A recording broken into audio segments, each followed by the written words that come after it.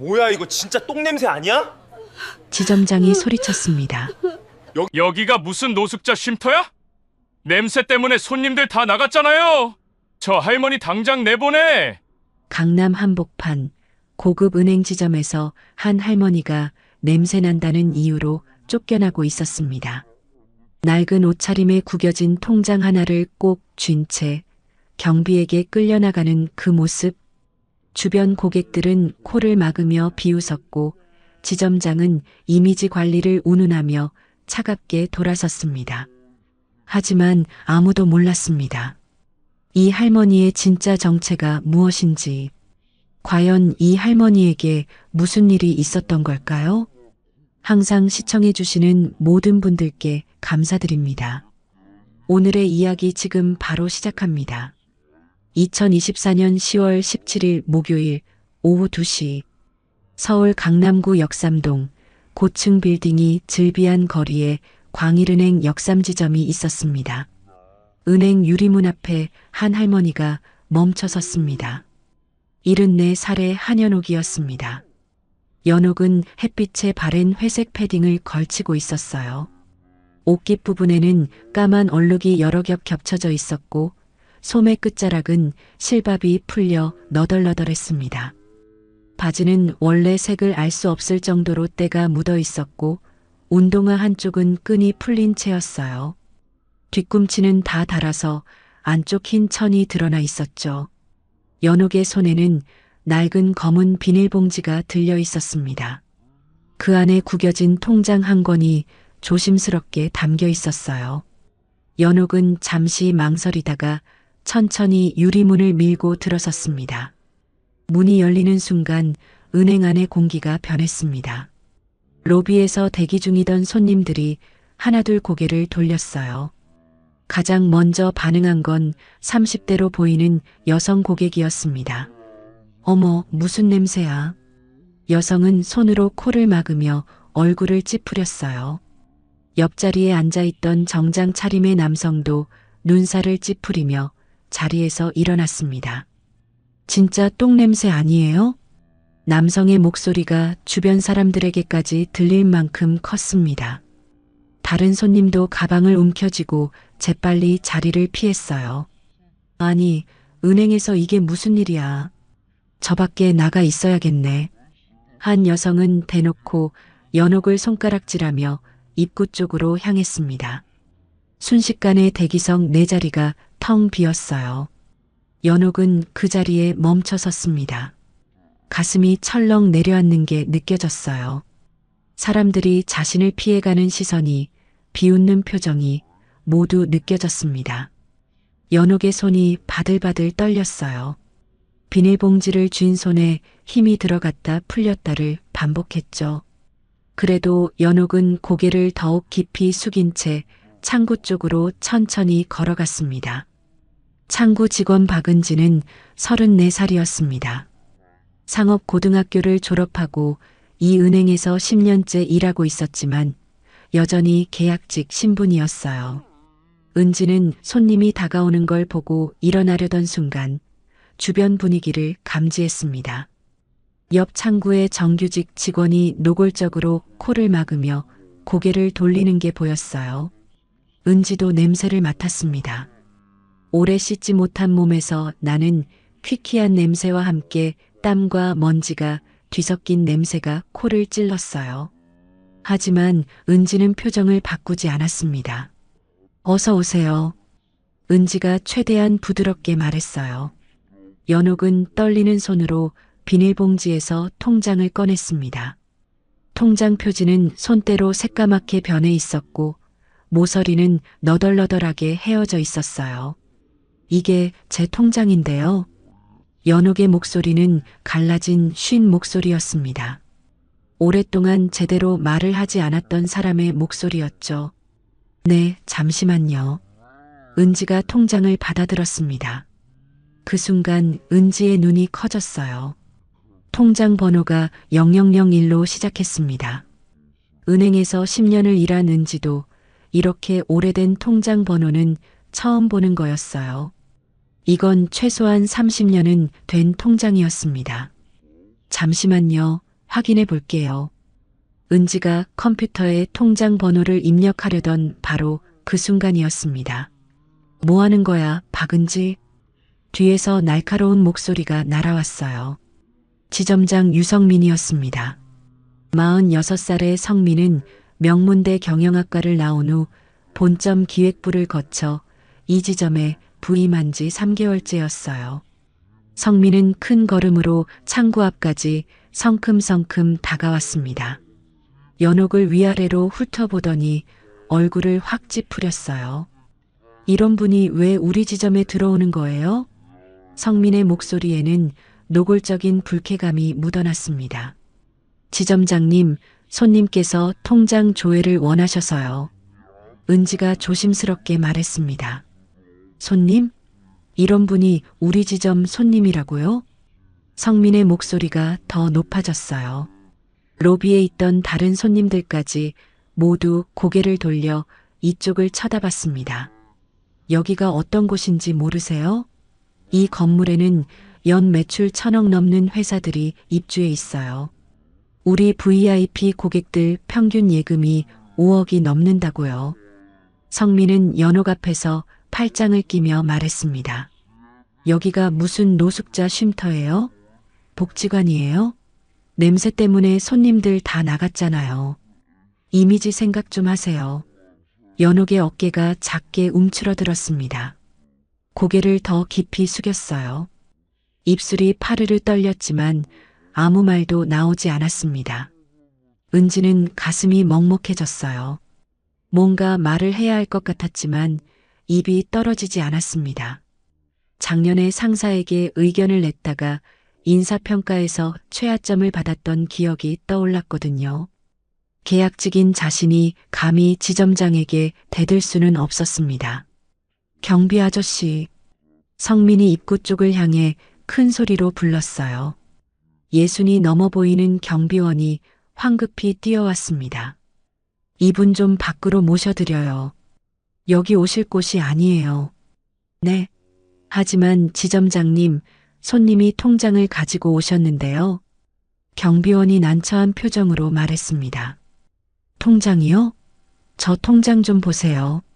성민이 창구 위에 놓인 낡은 통장을 손가락으로 가리켰어요. 저런 게 통장이에요? 10년은 됐을 거 아니에요. 어디서 주워온 거 아닙니까?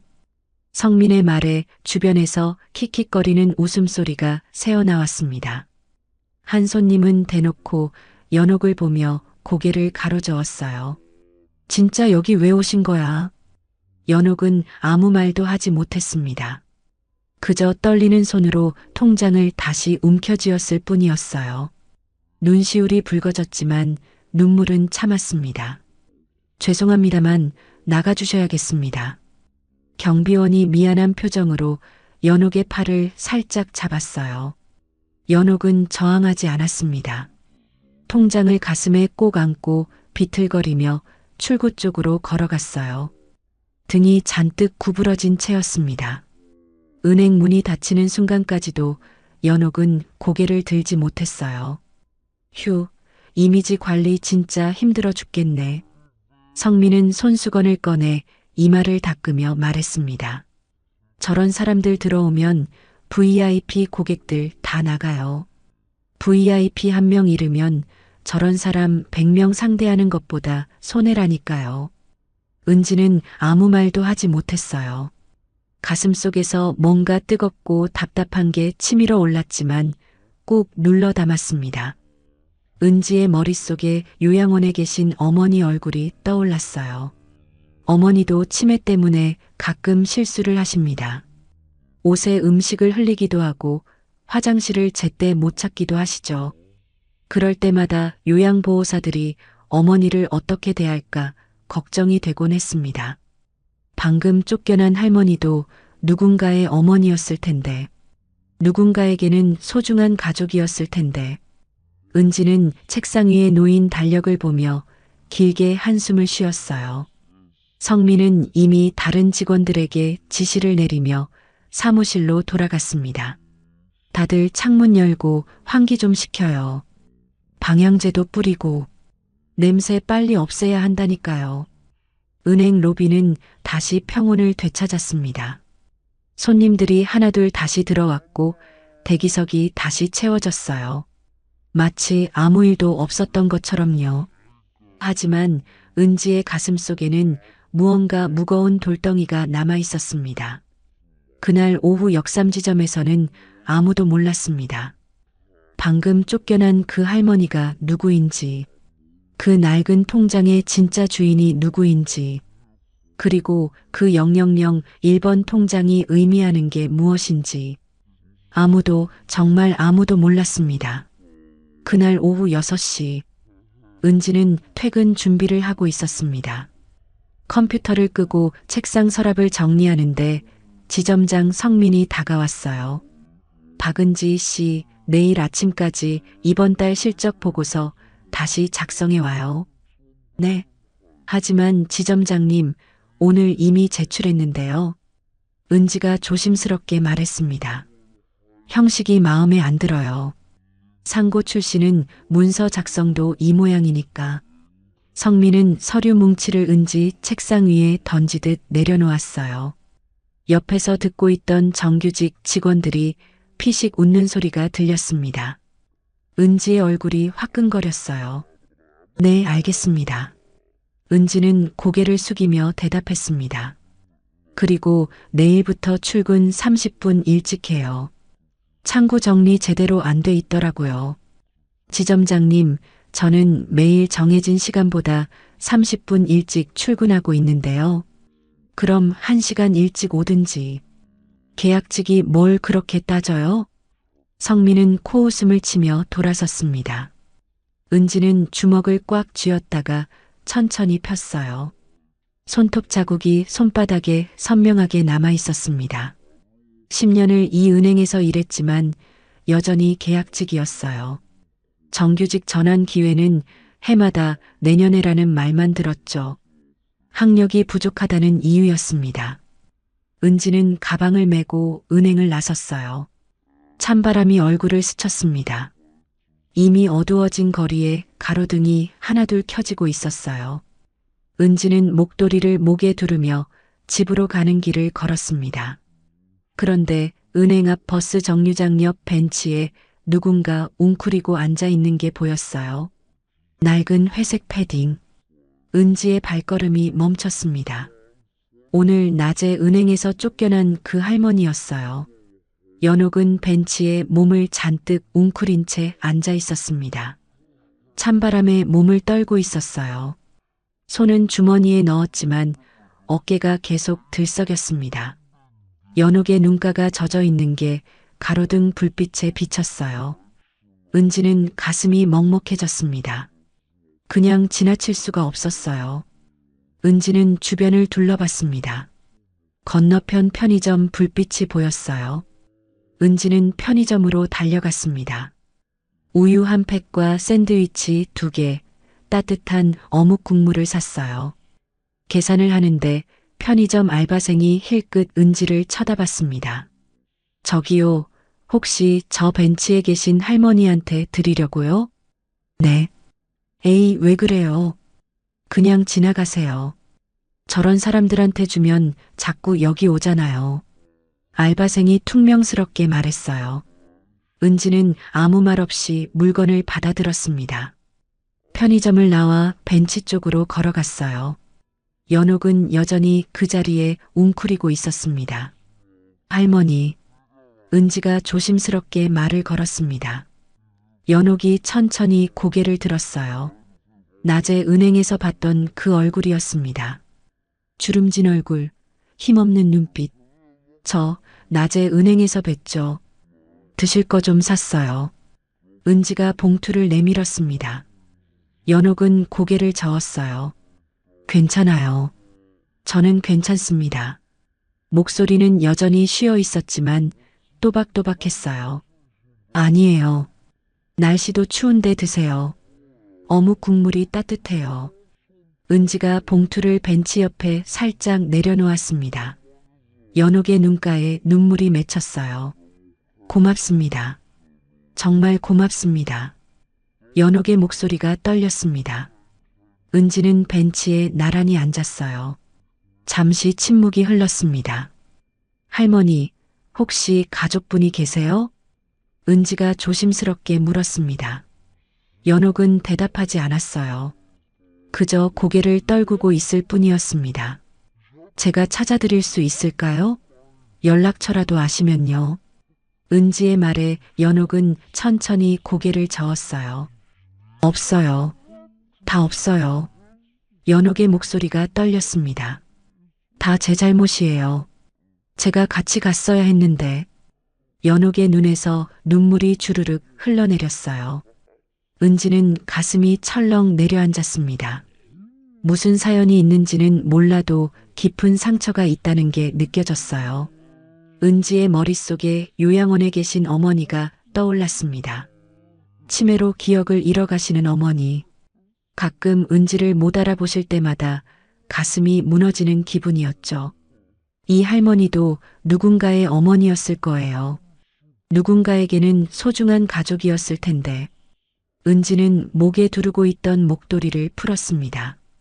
베이지색 니트 목도리였어요. 어머니가 치매 진단을 받기 전 마지막으로 떠주신 목도리였습니다. 은지에게는 세상에서 가장 소중한 물건이었어요. 할머니, 이거 하세요. 은지가 목도리를 연옥의 어깨에 살짝 걸쳐줬습니다. 아니에요. 이건 안 돼요. 추운데 어떡해. 연옥이 황급히 목도리를 벗으려 했어요. 괜찮아요. 저는 집이 가까워요. 할머니가 하세요. 은지가 연옥의 손을 꽉 잡았습니다. 연옥의 손은 얼음장처럼 차가웠어요. 정말 고맙습니다. 연옥은 목도리를 꼭 쥐며 눈물을 흘렸습니다. 은지도 모르게 눈시울이 붉어졌어요. 할머니, 혹시 갈 곳이 없으시면 근처 복지관이나 쉼터라도. 괜찮아요. 저는 괜찮습니다. 연옥은 고개를 저었어요. 은지는 더 이상 말하지 못했습니다. 억지로 데려갈 수도 없는 일이었죠. 그럼 제가 내일도 여기 올게요. 할머니 여기 계실 거죠? 은지가 물었습니다. 연옥은 천천히 고개를 끄덕였어요. 은지는 일어서며 연옥의 어깨를 한번 토닥였습니다. 내일 봬요, 할머니. 고맙습니다, 정말. 연옥의 목소리가 떨렸어요. 은지는 뒤돌아 걸어가면서도 자꾸 뒤를 돌아봤습니다. 연옥은 목도리를 목에 두르고 어묵 국물 컵을 두 손으로 꼭 쥐고 있었어요. 김이 모락모락 나는 컵을 바라보는 연옥의 얼굴에 희미한 미소가 번졌습니다. 은지는 눈물을 닦으며 집으로 향했어요. 그 순간 건너편 카페 창가에서 누군가 이 광경을 지켜보고 있었습니다. 63세 노신사 강대호였어요. 대호는 창가 자리에 앉아 커피잔을 쥔 채 연옥을 바라보고 있었습니다. 1년 동안 전국을 찾아다니며 연옥을 수소문했어요. 경찰서, 복지관, 쉼터, 병원. 갈 수 있는 곳은 모두 다녔습니다. 그리고 드디어 오늘 아침 역삼동 일대에서 노숙하는 어르신 명단을 확인하던 중 연옥의 흔적을 찾았죠. 오후 내내 이 근처를 배회하다가 은행 앞에서 연옥을 발견했습니다. 하지만 바로 다가가지 못했어요. 30년 동안 연옥을 곁에서 모셨던 대호였습니다. 연옥이 얼마나 깊은 상처를 안고 있는지 너무나 잘 알았어요. 함부로 다가갔다가 다시 도망칠까 두려웠습니다. 그래서 조금 떨어진 곳에서 지켜보기로 했죠. 그런데 방금 전 젊은 여성이 연옥에게 다가갔어요. 음식을 건네고 목도리까지 걸쳐주는 모습을 봤습니다. 대호의 눈가가 촉촉해졌어요. 아직 세상에는 따뜻한 사람이 있구나. 대호는 혼잣말을 중얼거렸습니다. 대호는 가방에서 서류 봉투를 꺼냈어요. 광일은행 창립 문서, 주주증명서, 연옥의 신분을 증명할 수 있는 모든 서류가 들어 있었습니다. 내일은 더 이상 지켜보기만 할 수 없다. 대호는 휴대폰을 꺼내 전화를 걸었습니다. 여보세요, 본점 감사실장님이신가요? 저 강대호입니다. 긴급히 보고드릴 일이 있습니다. 대호의 목소리는 단호했어요. 한현옥 회장님을 찾았습니다. 전화기 너머로 놀란 목소리가 들렸습니다. 네, 확실합니다. 하지만 지금 상황이 심각합니다. 내일 아침 역삼지점으로 오셔야 합니다. 대호는 통화를 마치고 창밖을 바라봤어요. 연옥은 여전히 벤치에 앉아 있었습니다. 목도리를 목에 두르고 어묵 국물을 조금씩 마시고 있었어요. 대호는 주먹을 꽉 쥐었습니다. 회장님, 이제 끝입니다. 더 이상 이렇게 지내시게 두지 않겠습니다. 대호의 눈빛에 결연한 의지가 서렸습니다. 그날 밤 역삼동 거리에는 세 사람의 운명이 조용히 얽혀가고 있었습니다. 은행에서 쫓겨난 할머니, 그 할머니에게 목도리를 건넨 직원, 그리고 그 모든 걸 지켜본 비서, 아무도 몰랐습니다. 내일 아침 이 작은 친절이 거대한 반전의 시작이 될 거라는 걸. 그날 밤 10시, 강대호는 카페를 나와 호텔로 돌아왔습니다. 역삼동 인근의 작은 비즈니스 호텔이었어요. 대호는 객실 책상 앞에 앉아 서류를 펼쳐놓았습니다. 광일은행 창립 문서, 주주명부, 한현옥의 신분증 사본, 그리고 1년 전 실종 신고서까지. 대호의 손이 서류 위에서 멈췄어요. 1년 전 그날이 떠올랐습니다. 2023년 8월 15일. 대호는 새벽 4시에 전화를 받았어요. 미국에서 온 국제 전화였습니다. 여보세요, 강대호 비서님이신가요? 낯선 영어 억양의 목소리였어요. 대호는 급히 침대에서 일어났습니다. 네, 맞습니다. 무슨 일이신가요? 한국 대사관 영사 담당자입니다. 한현옥 여사님과 통화 가능하신가요? 대호의 가슴이 철렁 내려앉았어요. 무슨 일인지 먼저 말씀해 주시겠습니까? 여사님의 가족분들이 그랜드 캐년에서 헬기 사고를 당하셨습니다. 대호는 전화기를 쥔 손이 떨렸습니다. 지금 뭐라고 하신 겁니까? 아들분, 며느님, 손녀분 모두 현장에서 사망하셨습니다. 대호는 그 자리에 주저앉았어요. 머릿속이 하얗게 변했습니다. 지금 당장 회장님 댁으로 가겠습니다.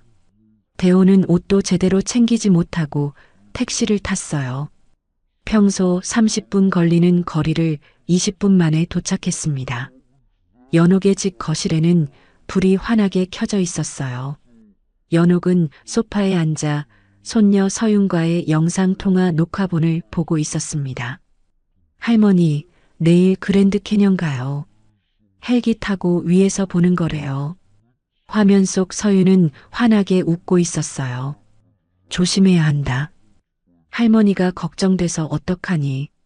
할머니, 걱정 마세요. 다녀와서 사진 엄청 많이 보여드릴게요.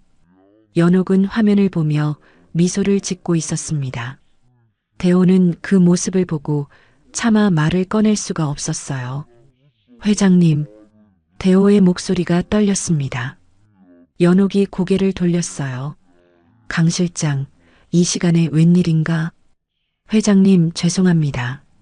제가 말씀드려야 할 게 있습니다. 대호는 무릎을 꿇고 앉았어요. 미국 대사관에서 연락이 왔습니다. 무슨 연락? 연옥의 얼굴에서 미소가 사라졌습니다. 준석 본부장님, 가족분들 전부. 대호는 말을 잇지 못했어요. 뭐가 어떻게 됐다는 건가? 연옥이 자리에서 벌떡 일어났습니다. 헬기가 추락했습니다. 세 분 모두 현장에서. 대호는 더 이상 말을 잇지 못하고 고개를 떨어뜨렸어요. 연옥은 그 자리에 주저앉았습니다. 뭐라고? 지금 뭐라고 한 건가? 죄송합니다, 회장님. 이런 소식 전달드려 죄송합니다. 대호의 눈에서 눈물이 흘러내렸어요. 연옥은 소파 위에 놓인 태블릿을 움켜쥐었습니다. 화면 속에는 여전히 환하게 웃고 있는 손녀의 얼굴이 있었어요. 안 돼. 안 돼. 우리 서윤이가. 연옥의 목소리가 떨렸습니다. 할머니 다음에 꼭 같이 가자고 약속했는데. 내가 같이 갔어야 했는데. 연옥은 태블릿을 가슴에 안고 울기 시작했어요. 대호도 함께 울었습니다. 30년 동안 연옥을 모시며 준석을 어릴 때부터 봐왔거든요. 서윤이는 태어날 때부터 대호가 지켜봤습니다. 대호에게도 가족이나 다름없는 사람들이었어요. 그날 이후 모든 게 무너졌습니다. 장례는 미국에서 치러졌어요. 연옥은 관 앞에서 사흘 밤낮을 울었습니다. 한국으로 돌아온 후에도 연옥은 말을 잃었어요. 방에 틀어박혀 아무것도 먹지 않았습니다. 대호가 문 앞에서 아무리 불러도 대답이 없었죠. 그러다 어느 날 아침 연옥이 사라졌습니다. 옷장에는 옷들이 그대로 있었고 지갑도 그대로였어요. 핸드백 하나만 없어졌습니다. 대호는 그날부터 연옥을 찾아다녔어요. 경찰에 실종 신고를 했고 전국의 병원과 복지관을 다 뒤졌습니다. CCTV를 추적했지만 며칠 후부터는 흔적이 끊겼어요. 한 달이 지나고 석 달이 지나고 1년이 지났습니다. 대호는 포기하지 않았어요. 주말마다 서울 곳곳의 노숙인 쉼터를 찾아다녔습니다. 연옥의 사진을 들고 물어봤지만 아무도 본 적이 없다고 했어요. 그러다 이번 주 월요일 강남구청 복지과 담당자에게서 연락이 왔습니다. 역삼동 일대에 최근 나타난 어르신 중에 혹시 찾으시는 분과 비슷한 분이 계세요. 대호는 즉시 달려갔어요. 그리고 어제 오후 광일은행 역삼지점 앞에서 연옥을 발견했습니다. 1년 만이었어요. 대호는 눈물이 핑 돌았습니다. 하지만 바로 다가갈 수 없었어요. 연옥의 모습이 너무나 달라져 있었거든요. 말쑥하던 옷차림은 온데간데였고 낡은 노숙자 행색이었습니다. 당당하던 걸음걸이는 사라지고 고개를 떨군 채 비틀거렸어요. 대호는 멀찌감치 떨어져서 지켜봤습니다. 연옥이 은행 안으로 들어가는 걸 봤어요. 그리고 얼마 지나지 않아 쫓겨나는 것도 봤습니다. 대호는 주먹을 꽉 쥐었어요. 저 은행이 회장님이 세운 은행인데 저렇게 모욕을 당하다니. 하지만 참았습니다. 지금 당장 달려가서 신분을 밝히면 연옥이 놀라 다시 도망칠 수도 있었거든요. 그래서 카페에 앉아 지켜보기로 했어요. 그리고 저녁에 젊은 여성이 연옥에게 다가가는 걸 봤습니다. 목도리를 벗어 씌워주고 음식을 건네는 모습을 봤어요.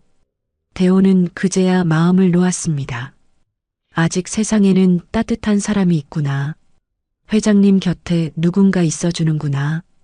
대호는 그날 밤 본점 감사실장에게 전화를 걸었어요. 내일 아침 역삼지점으로 오십시오. 회장님을 모셔올 겁니다. 알겠습니다. 필요한 서류는 모두 준비하겠습니다. 감사실장의 목소리도 떨렸어요. 1년 동안 회장 실종으로 은행 전체가 혼란스러웠거든요. 대호는 전화를 끊고 창밖을 바라봤습니다. 밤하늘에 별이 총총히 떠 있었어요. 준석 본부장님, 사모님, 서윤 양. 이제 회장님을 모셔올 수 있을 것 같습니다. 대호는 혼잣말을 중얼거렸어요. 회장님이 다시 제자리로 돌아가시면 저 은행부터 바로잡겠습니다. 대호의 눈빛에 결연한 의지가 서렸습니다. 그날 밤 대호는 잠을 이루지 못했어요. 내일이면 1년 만에 연옥과 제대로 마주하게 됩니다. 연옥을 집으로 모셔갈 수 있을까? 아니면 또다시 거부당할까? 대호는 불안했지만 동시에 희망도 있었어요. 오늘 저녁 연옥이 젊은 여성에게서 목도리를 받을 때의 표정. 그 표정에는 아직 온기가 남아 있었습니다. 완전히 마음을 닫은 건 아니구나. 아직 희망이 있구나. 대호는 책상 위에 놓인 연옥의 오래된 사진을 바라봤어요. 남편과 함께 찍은 은행 창립 기념 사진이었습니다. 환하게 웃고 있는 연옥의 모습이었죠. 회장님, 내일은 꼭 집으로 모셔가겠습니다. 더 이상 이렇게 지내시게 두지 않겠습니다. 대호는 사진을 가슴에 안았어요. 그리고 내일을 위해 마지막 준비를 시작했습니다. 2023년 7월 28일 금요일, 광일은행 본점 회장실. 73세 한연옥은 책상 앞에 앉아 서류를 검토하고 있었습니다. 남편이 세상을 떠난 지 5년이 지났어요. 남편의 뜻을 이어받아 연옥이 직접 회장직을 맡았습니다. 처음에는 두려웠지만 이제는 익숙해졌어요. 매일 아침 8시에 출근해서 저녁 7시에 퇴근하는 생활이었죠. 사무실 문이 노크 소리와 함께 열렸습니다. 회장님, 준석 본부장님께서 오셨습니다. 비서 강대호가 들어왔어요. 어서 들어오게. 연옥의 얼굴에 미소가 번졌습니다. 아들 준석이 들어왔어요. 45살의 준석은 광일은행 기획본부장이었습니다. 뒤따라 며느리 미래와 손녀 서윤도 함께 들어왔어요. 어머님, 안녕하세요. 미래가 공손하게 인사했습니다. 42살의 미래는 단정한 원피스를 입고 있었어요. 할머니, 13세 서윤이 환하게 웃으며 달려왔습니다. 우리 서윤이 어서 와라. 연옥은 손녀를 꼭 안아줬어요. 서윤의 머리에서 샴푸 향기가 났습니다. 어머님, 오늘 여행 일정 최종 확인하러 왔어요. 준석이 태블릿을 꺼내 보여줬습니다. 8월 5일 출발해서 8월 17일 귀국이에요. 로스앤젤레스에서 3일, 샌프란시스코에서 이틀, 그랜드 캐년에서 이틀 일정입니다. 연옥은 화면을 들여다봤어요. 가족 사진이 가득한 여행 계획표였습니다. 어머님도 함께 가시면 좋을 텐데. 미래가 조심스럽게 말했습니다. 나는 괜찮다. 8월 결산 준비해야 하니까. 연옥이 손을 저었어요. 할머니, 정말 안 가세요? 디즈니랜드 진짜 재밌대요. 서윤이 할머니 팔을 잡아당겼습니다. 연옥은 손녀의 머리를 쓰다듬었어요. 서윤아, 할머니는 일 때문에 못 가. 대신 다음 겨울방학 때 꼭 같이 가자. 약속이에요? 그럼 약속이지. 연옥이 손녀와 새끼손가락을 걸었습니다. 서윤은 환하게 웃었어요. 그럼 할머니, 제가 사진 엄청 많이 찍어 올게요. 영상통화도 매일 할 거예요. 그래, 우리 서윤이 잘 다녀와라. 연옥은 손녀를 다시 한번 꼭 안아줬습니다. 가슴이 뭉클했어요. 이렇게 예쁘게 자라준 손녀가 고마웠습니다. 일주일 후 8월 5일 인천공항 출국장. 연옥은 가족을 배웅하러 나왔어요. 어머님, 집에서 푹 쉬세요. 걱정 마시고요. 준석이 어머니 손을 꼭 잡았습니다. 그래, 너희들 조심해서 잘 다녀와라. 어머님, 영양제 잘 챙겨 드세요. 냉장고에 반찬 다 만들어뒀어요. 며느리가 당부했어요. 고맙다. 너희 엄마 걱정은 하지 말고 잘 다녀와. 할머니 사랑해요.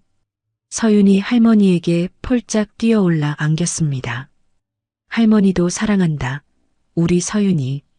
연옥은 손녀를 꼭 안아줬어요. 눈시울이 뜨거워졌습니다. 가족들이 출국장 안으로 들어갔어요. 서윤이 돌아서며 손을 흔들었습니다. 연옥도 손을 흔들어줬어요. 가족들의 모습이 보이지 않을 때까지 서 있었습니다. 그날 밤, 연옥은 집에 혼자 돌아왔어요. 넓은 거실이 텅 비어 있었습니다. 평소에는 손녀가 뛰어다니며 시끄럽게 떠들던 공간이었죠. 지금은 너무나 조용했어요.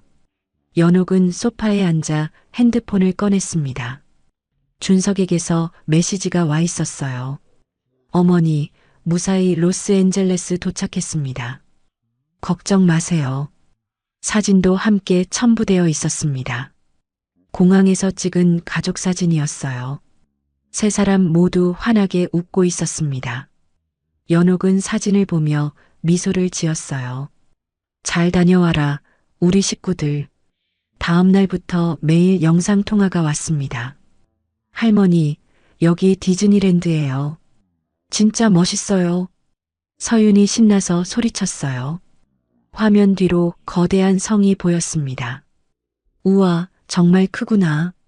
재밌니? 네. 할머니도 다음에 꼭 같이 와요. 약속이에요. 그래, 약속이다. 연옥은 화면 속 손녀를 보며 흐뭇하게 웃었어요. 며느리도 화면에 나타났습니다. 어머님, 식사는 잘하셨어요? 제가 만들어둔 반찬 드시고 계시죠? 그럼 잘 먹고 있다. 너희나 잘 먹고 다녀. 네, 어머님도 건강 챙기세요. 미래의 목소리는 언제나 다정했어요. 8월 13일 월요일, 준석에게서 메시지가 왔습니다. 어머니, 내일 그랜드 캐년 헬기 투어 예약했습니다. 서윤이가 너무 좋아해요.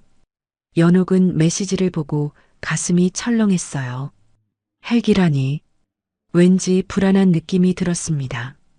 연옥은 즉시 전화를 걸었어요. 여보세요, 어머니. 준석의 목소리가 들렸습니다. 준석아, 헬기는 위험하지 않니? 어머니, 괜찮아요. 여기는 안전하게 잘 관리된다고 해요. 서윤이가 너무 타고 싶어 해서요.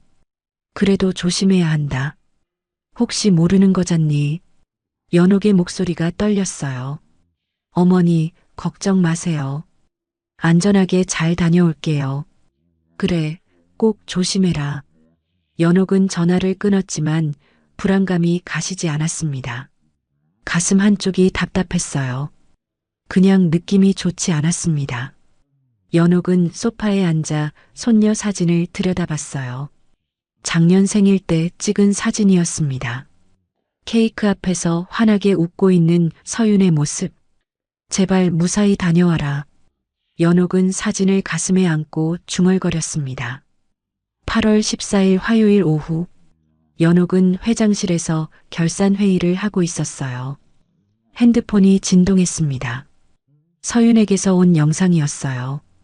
연옥은 회의를 잠시 중단하고 영상을 재생했습니다. 할머니, 지금 헬기 타러 가요.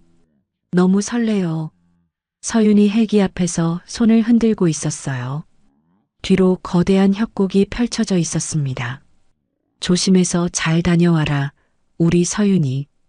연옥은 화면을 보며 혼잣말을 했어요. 영상이 끝났습니다.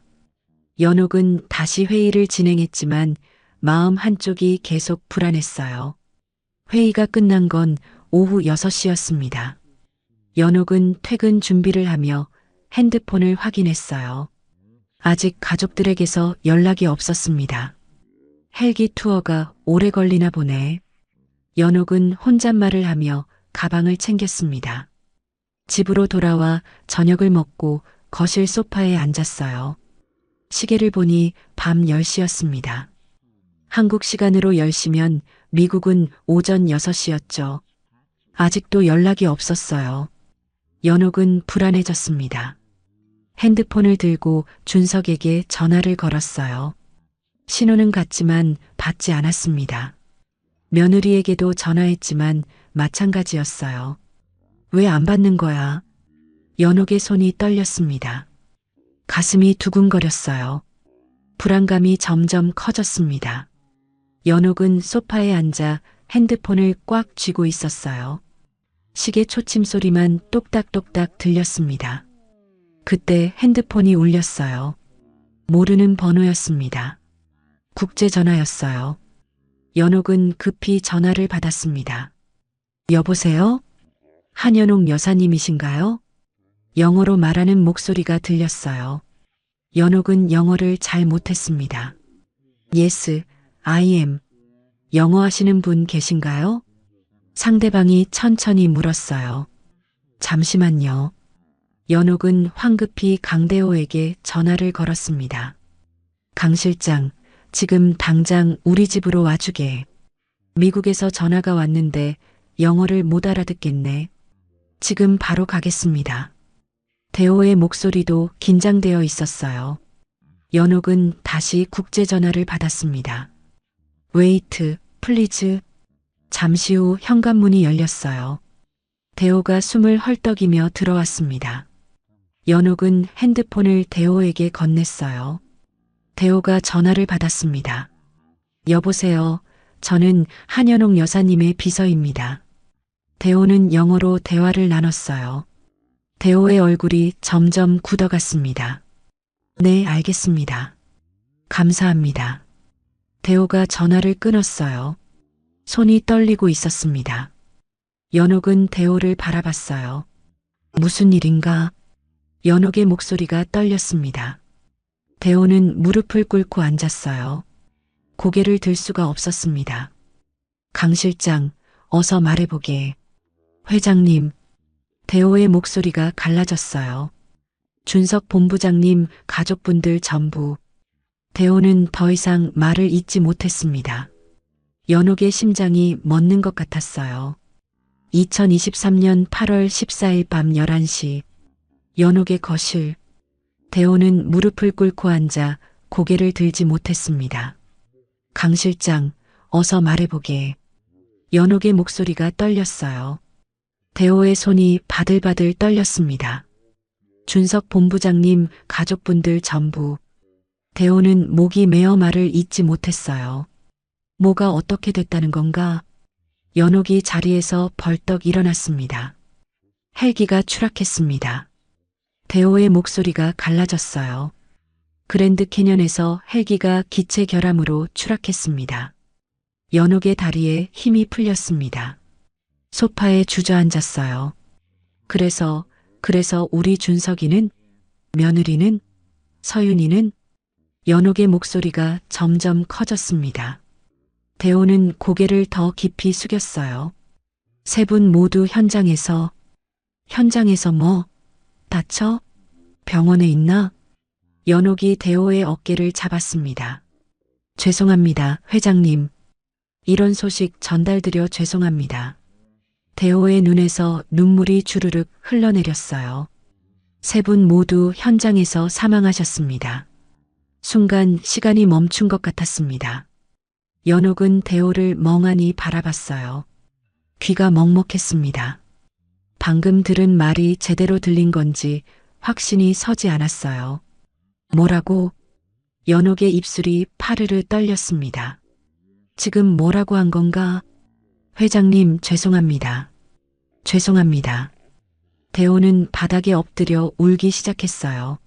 아니야. 연옥은 고개를 저었습니다. 우리 준석이가, 며느리가, 서윤이가 죽었다고? 연옥의 목소리가 커졌어요. 안 돼. 그럴 리가 없어. 연옥은 소파 위에 놓인 태블릿을 움켜쥐었습니다. 화면에는 오늘 오후 서윤이 보낸 영상이 그대로 있었어요. 할머니, 지금 헬기 타러 가요. 너무 설레요. 환하게 웃고 있는 손녀의 얼굴. 우리 서윤이가. 연옥은 태블릿을 가슴에 안았습니다. 안 돼. 연옥의 목소리가 떨렸어요. 눈물이 주르륵 흘러내렸습니다. 내가 같이 갔어야 했는데. 연옥은 바닥에 주저앉았어요. 결산이 뭐가 중요해. 일이 뭐가 중요해. 연옥의 목소리가 점점 커졌습니다. 내가 같이 갔으면 안 탔을 텐데. 내가 말렸을 텐데. 연옥은 태블릿을 껴안고 울기 시작했어요. 대호도 함께 울었습니다. 30년 동안 이 집안을 지켜봤던 대호였어요. 준석을 어릴 때부터 봐왔고 서윤이는 태어날 때부터 지켜봤습니다. 대호에게도 가족이나 다름없는 사람들이었죠. 그날 밤은 끝이 없었습니다. 연옥은 거실 바닥에 주저앉아 밤새 울었어요. 대호는 옆에서 함께 울며 연옥을 지켰습니다. 다음 날 아침, 연옥과 대호는 미국행 비행기에 올랐어요. 14시간이 걸리는 긴 비행이었습니다. 연옥은 비행기 안에서 한숨도 자지 못했어요. 창밖만 멍하니 바라봤습니다.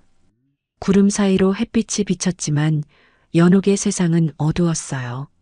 로스앤젤레스에 도착했습니다. 한국 영사관 직원이 공항에 나와 있었어요. 한연옥 여사님이신가요? 네. 연옥의 목소리는 쉬어 있었습니다. 이쪽으로 오시겠습니까? 영사관 차량을 타고 영안실로 향했어요. 창밖 풍경은 화창했습니다. 맑은 하늘, 환한 햇살. 가족들이 즐겁게 여행했을 거리였죠. 하지만 연옥에게는 아무것도 보이지 않았어요. 영안실에 도착했습니다. 하얀 천으로 덮인 관 3개가 나란히 놓여 있었어요. 연옥의 다리가 휘청거렸습니다. 대호가 황급히 연옥을 부축했어요. 회장님, 괜찮으십니까? 나주게. 연옥은 대호의 손을 뿌리쳤습니다. 비틀거리며 관 앞으로 걸어갔어요. 첫 번째 관, 아들 준석이었습니다. 연옥은 관 위에 손을 올렸어요. 차갑고 딱딱한 나무 표면만 느껴졌습니다. 준석아. 연옥의 목소리가 떨렸어요. 엄마 왔다. 엄마가 늦어서 미안하다. 연옥은 관을 꼭 끌어안았습니다. 어릴 때 엄마 손 꼭 잡고 다니던 내가. 눈물이 관 위로 떨어졌어요. 엄마가 지켜주지 못해서 미안하다. 두 번째 관, 며느리 미래였습니다. 미래야, 엄마가 왔다. 연옥은 며느리 관 앞에 무릎을 꿇었어요. 늘 효도하던 내가. 어머님, 어머님 하던 내가. 연옥의 목소리가 갈라졌습니다. 엄마가 지켜주지 못했구나. 미안하다. 세 번째 관, 손녀 서윤이었습니다. 연옥은 그 앞에서 주저앉았어요. 서윤아, 할머니 왔어. 연옥의 손이 관을 어루만졌습니다. 겨울방학에 같이 가자고 약속했잖니. 할머니랑 새끼손가락 걸었잖아. 연옥은 관을 꼭 껴안았어요. 할머니가 같이 갔어야 했는데. 할머니가 막았어야 했는데. 연옥의 울음소리가 영안실에 울려 퍼졌습니다. 대호는 멀찌감치 서서 고개를 숙이고 있었어요. 눈물이 끊임없이 흘러내렸습니다. 장례 절차는 복잡했습니다. 미국 경찰 조사, 헬기 회사와의 협의, 서류 작업. 모든 게 영어로 진행됐어요. 대호가 통역하며 처리했지만 일주일이 걸렸습니다. 연옥은 그 일주일 동안 영안실을 떠나지 않았어요. 관 앞에 앉아 밤을 지새웠습니다. 밥도 먹지 않았어요. 물 한 모금도 넘기지 못했습니다. 대호가 아무리 권해도 고개를 저었죠. 회장님, 드셔야 합니다. 이러시면 안 됩니다. 강 실장, 나는 괜찮네. 연옥의 목소리는 기력이 없었어요. 내가 먹으면 안 돼. 저 아이들은 이제 먹지도 못하는데. 연옥의 눈은 텅 비어 있었습니다. 8월 22일, 드디어 한국으로 돌아왔습니다. 인천공항 화물청에 관 3개가 도착했어요.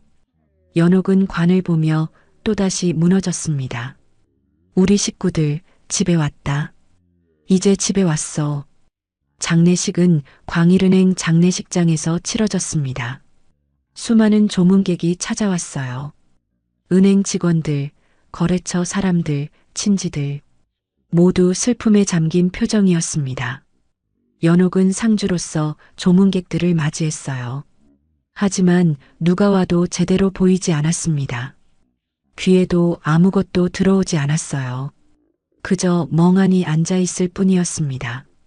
3일장이 끝났습니다. 화장을 마치고 납골당에 안치했어요. 연옥은 납골당 앞에서 무릎을 꿇고 앉았습니다. 준서가, 미래야, 서윤아. 연옥의 목소리가 떨렸어요.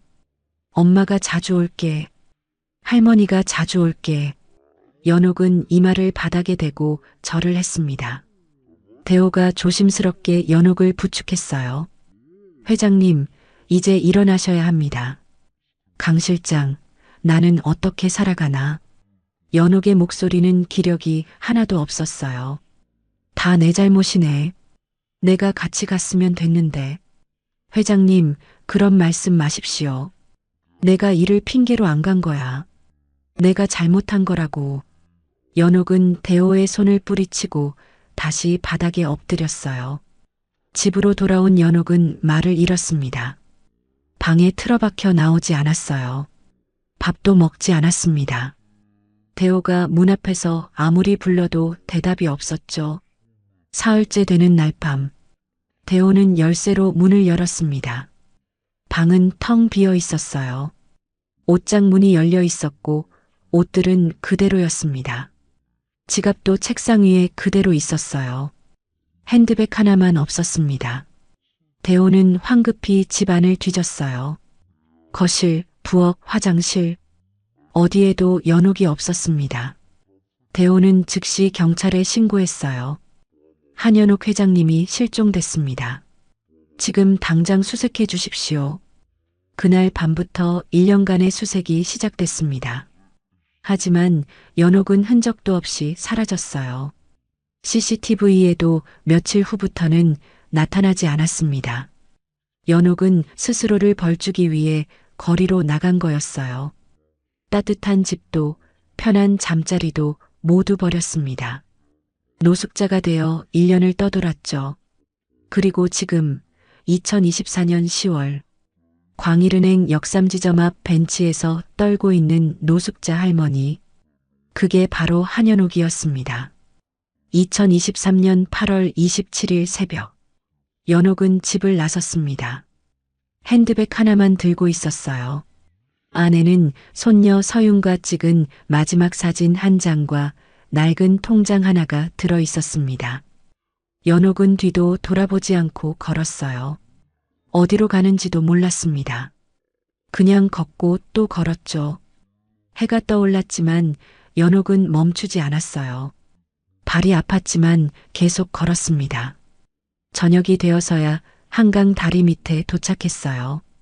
다리 밑에는 이미 몇 명의 노숙자들이 자리를 잡고 있었습니다. 연옥은 구석진 자리에 주저앉았어요. 차가운 콘크리트 바닥이 엉덩이를 통해 느껴졌습니다. 연옥은 핸드백에서 사진을 꺼냈어요. 손녀 서윤이 환하게 웃고 있는 사진이었습니다. 서윤아, 할머니가 여기 있다. 연옥은 사진을 가슴에 안았습니다. 할머니는 따뜻한 데 있으면 안 돼. 너희는 차가운 곳에 있는데. 연옥의 눈에서 눈물이 흘러내렸어요. 밤이 되자 기온이 뚝 떨어졌습니다. 8월 말이었지만 밤바람은 차가웠어요. 연옥은 몸을 웅크렸습니다. 추웠지만 참았어요. 이 정도 추위는 아무것도 아니었습니다. 가족을 잃은 아픔에 비하면요. 다음 날 아침, 연옥은 배가 고팠습니다. 어제 아침부터 아무것도 먹지 않았거든요. 하지만 돈을 쓰고 싶지 않았어요. 핸드백 안에는 10,000원짜리 지폐 몇 장이 있었지만 손대지 않았습니다. 연옥은 다리 밑을 나와 거리를 걸었어요. 편의점 앞 쓰레기통에 버려진 김밥이 보였습니다. 연옥은 잠시 망설이다가 김밥을 주워들었어요. 비닐을 벗기고 한 입 베어 물었습니다. 상한 맛이 났지만 삼켰어요. 이렇게 연옥의 노숙 생활이 시작됐습니다. 처음 일주일은 정말 힘들었어요. 제대로 씻지 못해 몸에서 냄새가 났습니다. 옷도 점점 더러워졌어요. 하지만 연옥은 개의치 않았습니다. 오히려 이렇게 사는 게 맞다고 생각했어요. 나는 벌을 받아야 해. 가족을 지키지 못한 벌을. 연옥은 스스로에게 되뇌었습니다. 한 달이 지났습니다. 연옥은 재활용품을 줍기 시작했어요. 길가에 버려진 종이 박스, 페트병, 캔. 하루 종일 주워 모으면 한 아름이 됐습니다. 고물상에 가져가면 1,000원에서 2,000원 정도 받을 수 있었어요. 고물상 주인은 처음 연옥을 보고 코를 찡그렸습니다. 할머니, 이거밖에 안 돼요. 1,000원밖에 못 드려요. 주인의 말투는 무시하는 듯 했어요. 하지만 연옥은 개의치 않았습니다. 고맙습니다. 연옥은 고개를 숙이며 돈을 받았어요. 1,000원으로 편의점에서 삼각김밥 하나를 샀습니다. 하루 한 끼로 버텼어요. 2달이 지났습니다. 어느 날 복지관 직원이 연옥에게 다가왔어요. 할머니, 저희 쉼터로 가시면 따뜻하게 주무실 수 있어요. 젊은 여성 직원이 따뜻하게 말했습니다. 괜찮아요. 나는 괜찮습니다. 연옥은 고개를 저었어요. 할머니, 날씨가 추워지는데 이러시면 안 돼요. 건강 해치세요. 나는 안 가요. 연옥의 목소리는 단호했습니다. 나는 여기가 좋아요. 그냥 놔주세요. 직원은 난처한 표정으로 물러섰어요. 연옥은 따뜻한 곳에 가면 안 된다고 생각했습니다. 가족들은 차가운 땅 속에 있는데 자신만 따뜻하게 지낼 수 없었어요. 3개월이 지났습니다. 겨울이 다가왔어요. 서울 거리는 점점 추워졌습니다. 연옥의 옷은 얇았어요. 회색 패딩 하나로 버텼습니다. 밤이 되면 추위에 잠을 이루지 못했어요. 몸을 웅크리고 떨면서도 연옥은 쉼터에 가지 않았습니다. 조금만 더 참자. 이 정도는 괜찮아. 연옥은 스스로를 다독였어요. 손녀 사진을 꺼내보며 버텼습니다. 서윤아, 할머니가 여기 있어. 할머니는 너희 곁에 있을 거야. 어느 날 찜질방 주인이 연옥을 불렀습니다. 할머니, 들어오세요. 따뜻하게 좀 계시다 가세요. 아니에요, 괜찮아요. 연옥은 손사래를 쳤어요. 입장료는 안 받을게요. 그냥 들어오세요. 주인의 말에도 연옥은 고개를 저었습니다. 고맙지만 나는 안 들어갑니다. 주인은 안타까운 표정으로 고개를 저었어요. 6개월이 지났습니다. 2024년 2월. 한겨울이었어요. 서울에 폭설이 내렸습니다. 연옥은 다리 밑에서 떨고 있었어요. 손발이 꽁꽁 얼어붙었습니다. 감각이 없어질 정도였죠. 조금만 더 참자. 연옥은 이를 악물었습니다. 그날 밤 연옥은 정신을 잃었어요. 다음 날 아침 지나가던 행인이 연옥을 발견했습니다. 여기 사람 쓰러졌어요. 행인이 119에 신고했어요. 구급차가 도착했습니다. 할머니, 정신 차리세요. 구급대원이 연옥을 흔들었어요. 연옥은 천천히 눈을 떴습니다. 괜찮아요. 나는 괜찮습니다. 병원 가셔야 해요. 저체온증이에요. 싫어요. 나는 안 가요. 연옥은 구급대원의 손을 뿌리쳤습니다. 병원은 안 가요. 그냥 놔주세요. 구급대원은 난처한 표정이었지만 강제로 데려갈 수는 없었어요. 결국 연옥은 다시 다리 밑으로 돌아갔습니다. 8개월이 지났습니다. 2024년 4월. 봄이 왔어요. 날씨가 따뜻해지면서 연옥의 몸 상태도 조금 나아졌습니다. 하지만 마음은 여전히 얼어붙어 있었어요. 연옥은 매일 재활용품을 주었습니다. 그러다 우연히 주머니에서 낡은 통장을 발견했어요. 광일은행 통장이었습니다. 오래전 집에서 나올 때 우연히 챙긴 거였죠. 연옥은 통장을 들여다봤습니다. 000 1번으로 시작하는 오래된 통장이었어요. 남편과 함께 은행을 창립하던 때 만든 첫 번째 통장이었습니다. 여보, 내가 당신 은행을 이렇게 만들었어. 연옥은 통장을 꼭 쥐며 중얼거렸어요. 그날부터 연옥은 가끔 은행에 갔습니다. 돈을 찾으러 간 게 아니었어요. 그냥 은행에 가면 가족과 연결된 기분이 들었습니다. 남편이 세운 은행, 아들이 일했던 은행. 그곳에 가면 가족의 흔적을 느낄 수 있었어요. 10개월이 지났습니다. 2024년 6월. 연옥은 여러 지점을 돌아다녔어요. 강남 지점, 서초 지점, 역삼 지점. 통장을 들고 들어가면 직원들은 이상하게 쳐다봤습니다. 어떤 곳에서는 친절하게 대해줬지만 어떤 곳에서는 노골적으로 무시했어요. 하지만 연옥은 계속 갔습니다. 은행에 가는 게 유일한 위안이었거든요. 1년이 지났습니다. 2024년 10월 17일, 연옥은 역삼지점에 갔습니다. 오래된 통장을 들고 은행 문을 열었어요. 하지만 그날 연옥은 냄새 난다는 이유로 쫓겨났습니다. 지점장 유성민에게 공개적으로 모욕당했어요. 경비에게 끌리듯 나왔습니다. 연옥은 은행 앞 벤치에 앉아 울었어요. 이게 내가 세운 은행인데. 연옥은 통장을 꼭 쥐며 눈물을 흘렸습니다. 저녁이 되었어요. 젊은 여성이 다가와 빵과 우유를 건넸습니다. 목도리까지 벗어줬어요. 연옥은 1년 만에 처음으로 따뜻함을 느꼈습니다. 사람의 온기였어요. 고맙습니다, 정말. 연옥은 목도리를 목에 두르며 눈물을 흘렸습니다. 그날 밤 건너편 카페에서 강대호가 이 모든 걸 지켜보고 있었어요. 1년 동안 연옥을 찾아 헤맸던 대호였습니다. 회장님, 내일은 꼭 모셔가겠습니다. 대호는 결심했어요. 더 이상 이렇게 두고 볼 수 없었습니다. 1년간의 긴 밤이 끝나가고 있었어요. 그리고 새로운 아침이 다가오고 있었습니다. 2024년 10월 18일 금요일 아침 8시, 광일은행 역삼지점. 지점장 유성민은 정시에 출근했습니다. 46살의 성민은 명문대 경영학과를 나온 후 승승장구했어요. 본점 기획부에서 6년, 강남지점 부지점장으로 3년, 그리고 3개월 전 역삼지점 지점장으로 발령받았습니다.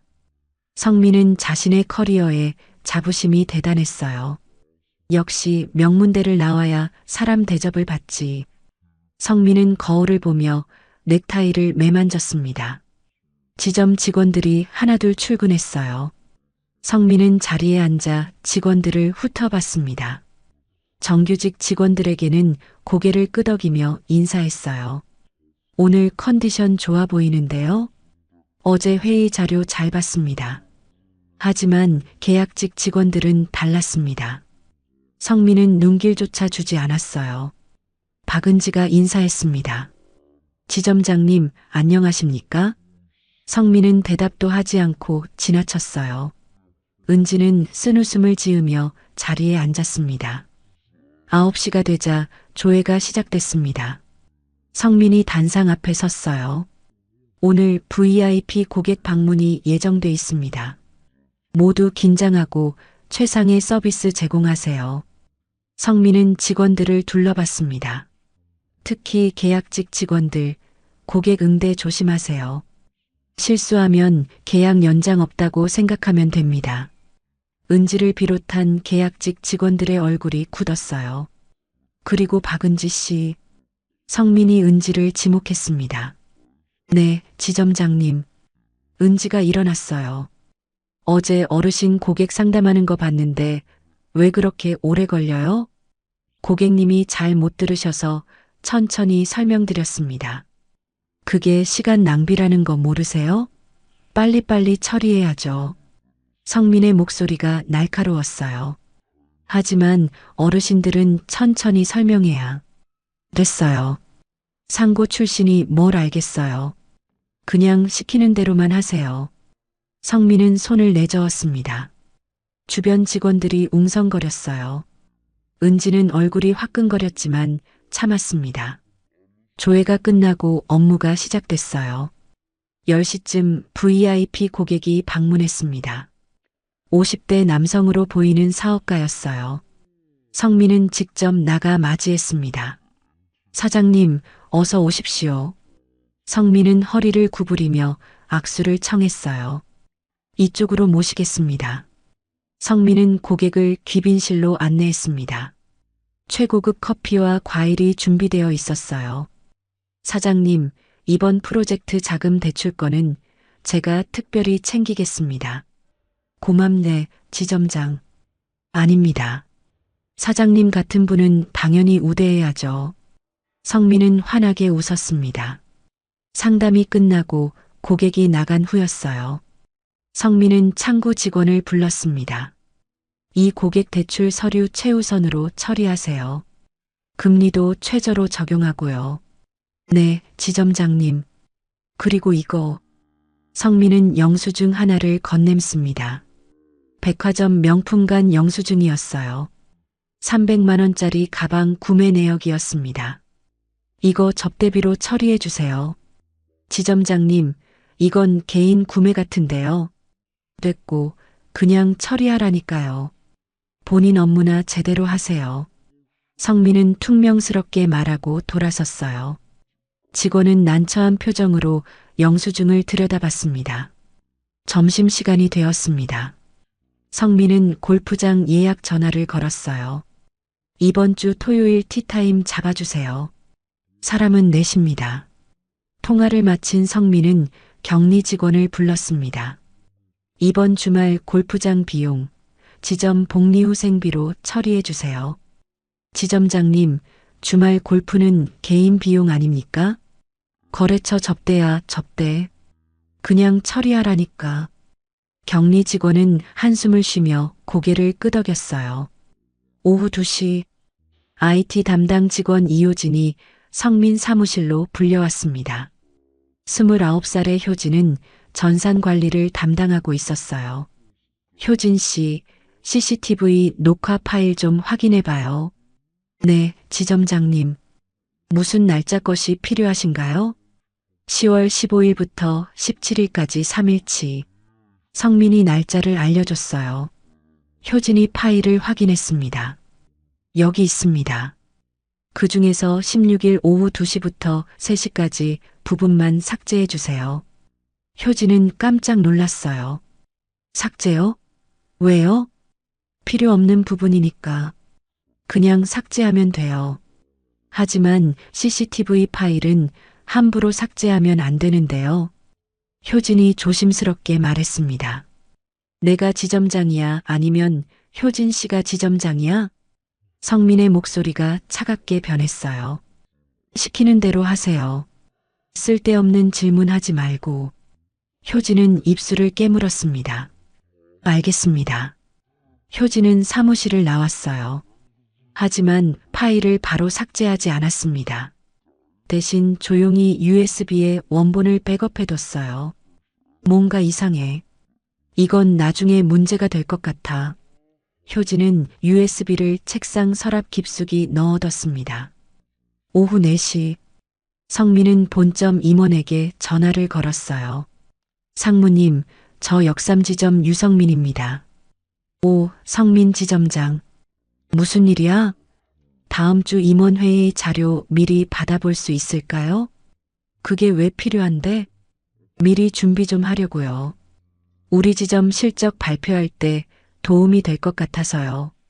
그래, 알았어. 내가 이따가 이메일로 보내줄게. 감사합니다, 상무님. 성민은 만족스러운 표정으로 전화를 끊었어요. 내부 정보를 미리 알아두면 준비하기 좋았거든요.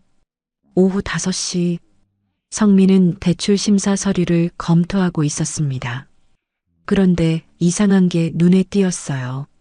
법인 대출 신청서였는데 회사 주소가 원룸 오피스텔이었습니다. 성민은 담당 직원을 불렀어요. 이 회사 실체 확인했어요? 네, 지점장님. 등록은 되어 있는데 사무실이 작긴 합니다. 대표는 누구죠? 지점장님, 대학 선배님이라고 하시던데요. 성민은 피식 웃었습니다. 아, 그분. 알았어요. 승인해 주세요. 네. 하지만 서류가 부실한데요. 됐어요. 내가 책임질게. 승인하세요. 담당 직원은 난처했지만 승인 도장을 찍었어요. 유령법인에 억 단위 대출이 나가는 순간이었습니다. 저녁 6시. 퇴근 시간이 되었어요. 성민은 가방을 챙기며 은지를 불렀습니다. 박은지 씨, 내일까지 이번 달 실적 보고서 다시 작성해 와요. 지점장님, 어제 이미 제출했는데요. 마음에 안 들어요. 다시 해요. 하지만 주말인데. 계약직이 주말이 뭐가 중요해요? 일 열심히 해야 정규직 되는 거 아니에요? 성민은 비웃듯 말하고 나가버렸어요. 은지는 책상에 남아 한숨을 쉬었습니다.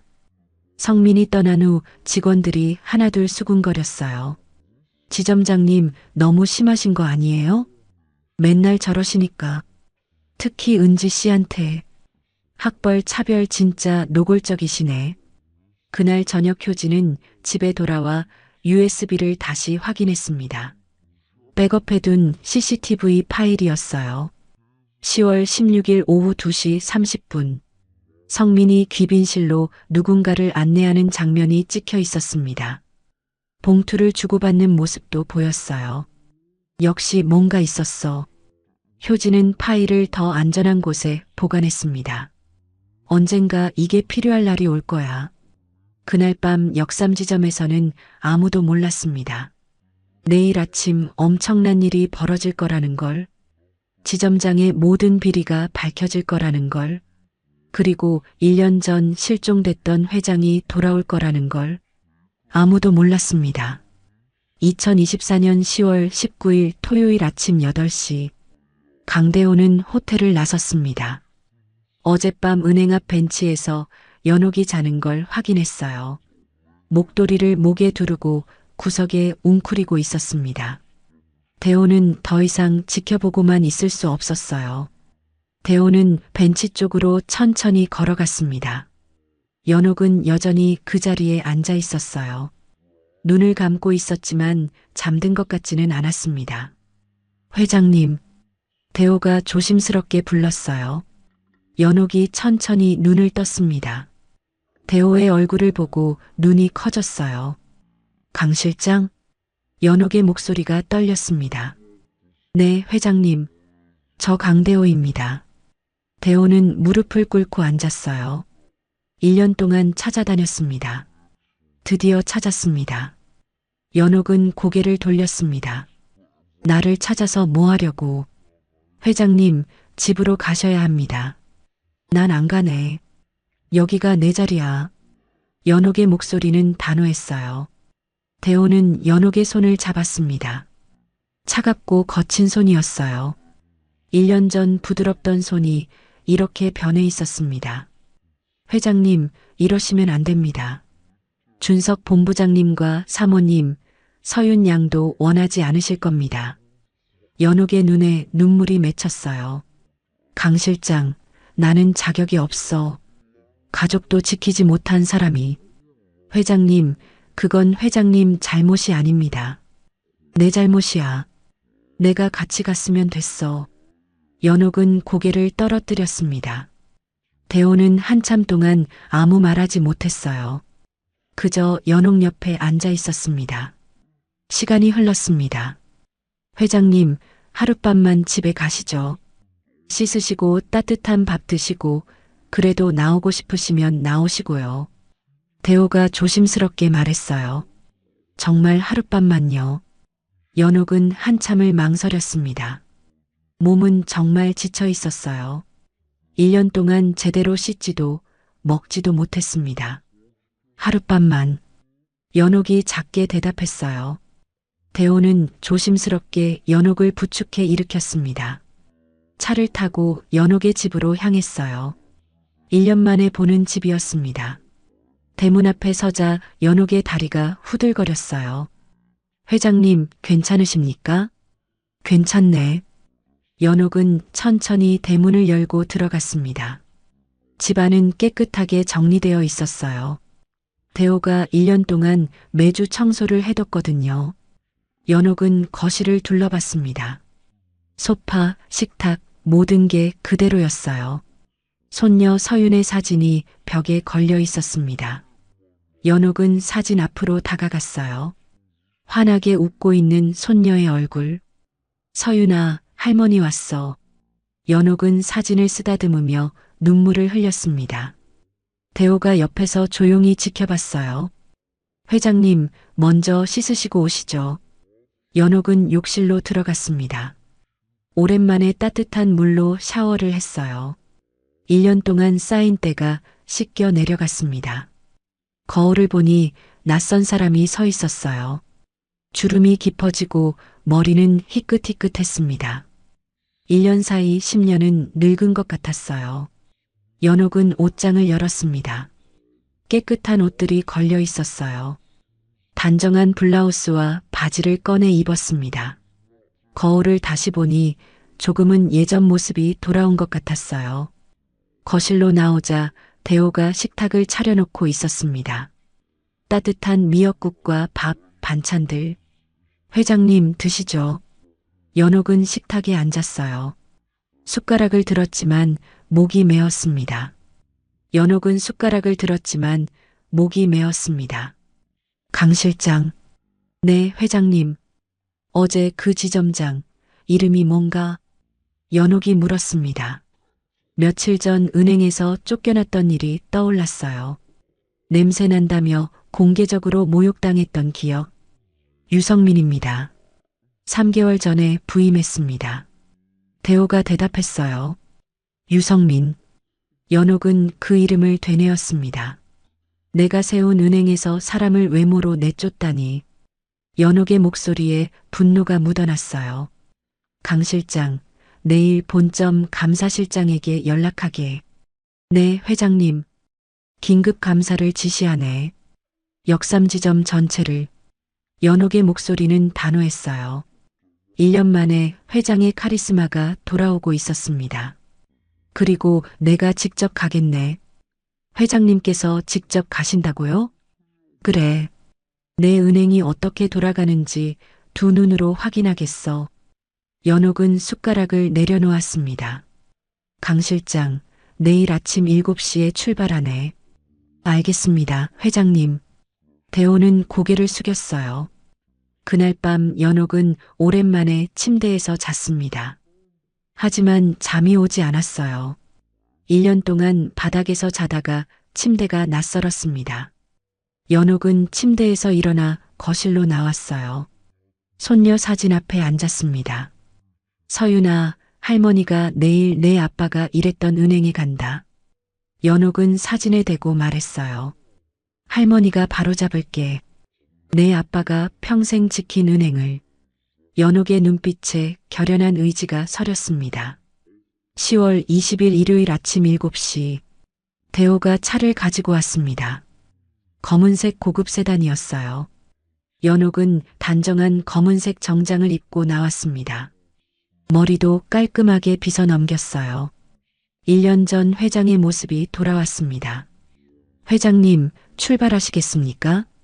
가세. 차는 역삼동을 향해 출발했어요. 차 안에서 대호가 서류 가방을 건넸습니다. 이 안에 회장님 신분을 증명할 서류가 다 들어 있습니다. 연옥은 가방을 열어봤어요. 광일은행 창립 문서, 주주명부, 등기부등본. 모든 서류에 한연옥의 이름이 적혀 있었습니다. 잘했네, 강 실장. 그리고 본점 감사실장 최규현 실장님께 연락했습니다. 뭐라고 하던가? 9시에 역삼지점에서 뵙겠다고 했습니다. 좋아. 연옥은 창밖을 바라봤어요. 일요일 아침 거리는 한산했습니다. 30분 후 역삼지점 앞에 도착했어요. 은행은 문을 닫고 있었지만 안에서 불빛이 보였습니다. 누가 있나? 지점장 유성민이 토요일에 직원들 불러서 주말 근무를 시켰답니다. 대호가 대답했어요. 연옥은 차에서 내렸습니다. 은행 유리문 너머로 성민이 보였어요. 직원들에게 뭔가 지시하고 있었습니다. 연옥은 주먹을 꽉 쥐었어요. 이제 시작이네. 연옥은 은행 문을 밀고 들어갔습니다. 성민이 고개를 돌렸어요. 단정한 옷차림의 노부인을 보고 잠시 멈칫했습니다. 고급 고객인가? 성민은 급히 미소를 지으며 다가갔어요. 어서 오십시오. 무엇을 도와드릴까요? 연옥은 성민을 똑바로 바라봤습니다. 며칠 전에 나를 쫓아낸 사람이 바로 당신이지. 성민의 미소가 굳었어요. 네, 무슨 말씀이신지. 냄새난다며 경비 불러서 쫓아낸 거 기억 안 나나? 연옥의 목소리는 차갑고 단호했습니다. 성민은 며칠 전 노숙자 할머니를 떠올렸어요.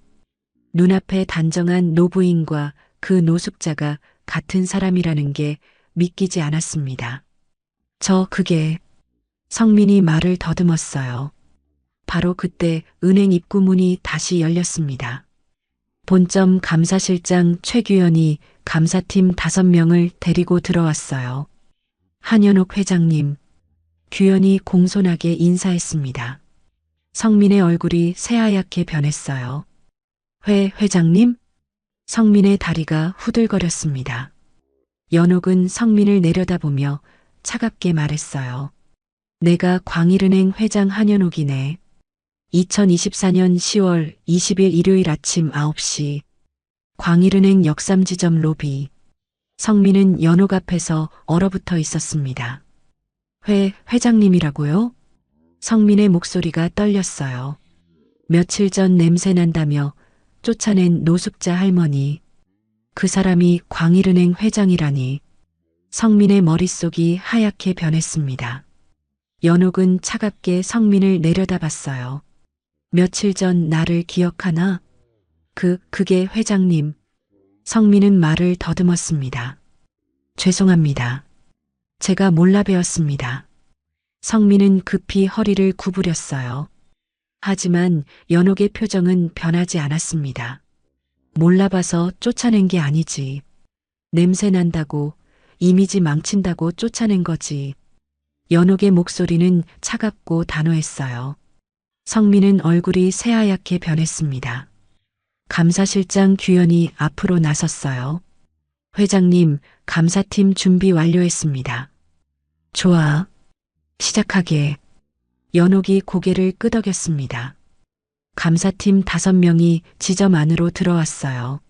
노트북과 서류 가방을 들고 있었습니다. 지점장실부터 확인하겠습니다. 규현이 성민을 바라봤어요. 지점장실요? 성민의 이마에 식은땀이 맺혔습니다. 네, 모든 서류와 전산 기록을 확인할 겁니다. 규현의 목소리는 단호했어요. 감사팀이 지점장실로 들어갔습니다. 성민은 그 뒤를 따라갔어요. 다리가 후들거렸습니다. 연옥도 함께 들어갔어요. 감사팀은 즉시 컴퓨터를 켜고 파일을 확인하기 시작했습니다. 접대비 내역부터 확인하겠습니다. 한 감사팀원이 말했어요. 화면에 접대비 내역이 쭉 떴습니다. 이건 뭡니까? 백화점 명품관 영수증이 접대비로 처리되어 있네요. 그건 성민이 말을 더듬었어요. 거래처 선물용입니다. 선물용이라면 받는 사람 이름이 있어야 하는데 없네요. 개인 구매 아닙니까? 감사팀원의 질문에 성민은 대답하지 못했습니다. 그리고 이건요? 골프장 이용료가 복리후생비로 처리되어 있습니다. 다른 감사팀원이 화면을 가리켰어요. 주말 개인 라운딩인데 왜 지점 비용으로 처리했습니까? 그건 거래처 접대였습니다. 접대 대상자 명단은요? 그게 성민은 말문이 막혔습니다. 규현이 서류철을 펼쳤어요. 대출 내역도 확인하겠습니다. 화면에 최근 대출 승인 목록이 떴습니다. 이 법인 대출은 뭡니까? 회사 주소가 원룸 오피스텔이네요. 실체가 있는 회사입니까? 감사팀원이 물었어요. 성민은 입술을 깨물었습니다. 대표자가 누구죠? 제 대학 선배입니다. 성민이 작게 대답했어요. 선배라고요? 그래서 부실 서류로 억 단위 대출을 내줬습니까? 규현의 목소리가 높아졌습니다. 유령법인 아닙니까? 이거. 성민은 고개를 떨어뜨렸어요. 대답할 수 없었습니다. 바로 그때 IT 담당 효진이 USB를 들고 들어왔어요. 실장님, 이거 확인해 보셔야 할 것 같습니다. 뭡니까? 지점장님이 삭제하라고 하신 CCTV 파일입니다. 제가 백업해뒀습니다. 효진이 USB를 건넸어요. 성민의 얼굴이 새파랗게 변했습니다. 효진 씨, 그게 무슨... 죄송하지만 저는 잘못된 일에 협조할 수 없습니다. 효진은 단호하게 말했어요. 규현이 USB를 받아 컴퓨터에 꽂았습니다. 화면에 CCTV 영상이 재생됐어요. 10월 16일 오후 2시 30분. 성민이 귀빈실로 누군가를 안내하는 장면이었습니다. 중년 남성과 대화를 나누고 있었어요. 그리고 두꺼운 봉투를 주고받는 모습이 선명하게 찍혀 있었습니다. 이게 뭡니까? 규현이 성민을 쳐다봤어요. 설명해 보십시오.